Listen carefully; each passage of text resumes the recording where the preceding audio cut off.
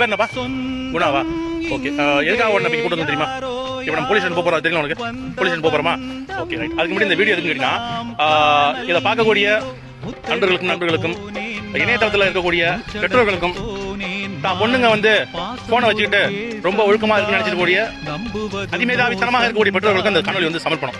ஏன்னா இணையத்தில் இன்னைக்கு ஏகப்பட்ட பிரச்சனை நடந்துட்டு இருக்கு. பையன் வந்து பாத்தீங்கன்னா, பையன் பேர் வந்து குணாங்க. ஆளை பார்த்துங்க, குணா.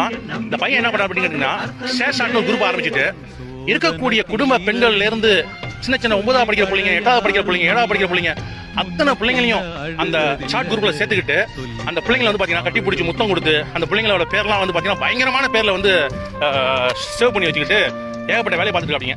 இந்த பையனை தேடி வந்து எங்களோட நண்பர் ஒருத்தர் வந்து சிங்கப்பூர்ல இருக்காரு. அவர்கிட்ட வந்து 1.25 லட்ச ரூபா பணத்தை ஏமாத்திருக்காரு. அவர் மிரட்டி 1.25 லட்ச ரூபா பணத்தை ஏமாத்திருக்காரு. அதுக்காக பார்க்க வந்து அவருடைய போனை வாங்கி பார்க்கும்போது தெரியுது, கிட்டத்தட்ட ஒரு 1000 போட்டோ வச்சிருக்கான், பெண்களோட போட்டோ. அதுல எல்லாமே பாத்தீங்கன்னா மாஃபிங் பண்ணது.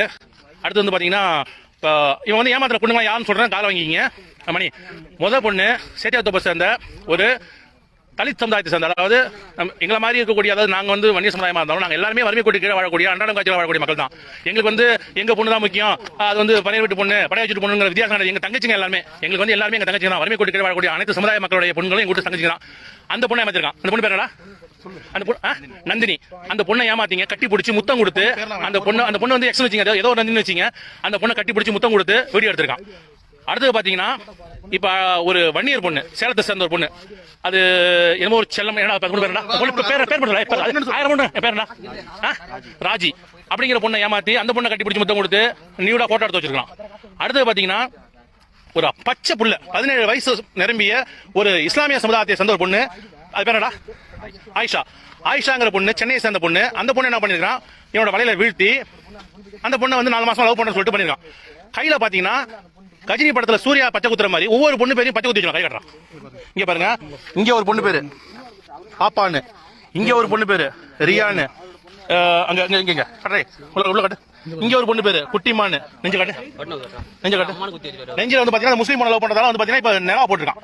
சோ ஏகப்பட்ட பொண்ணுங்களை லவ் பண்றங்கிற பேர்ல இந்த பையன் ஏமாத்தி 20க்கும் மேற்பட்ட பொண்ணுங்களோட அசிங்கமான புகைப்படத்தை வச்சுக்கிறான்.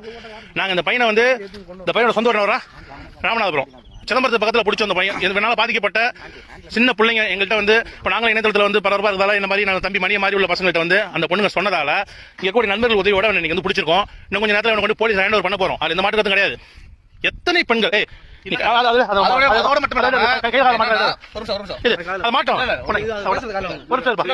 மட்டும் அந்த பொண்ணுங்களை பாடகாயா பயன்படுத்தி அவங்க படம் பறிக்கிறதா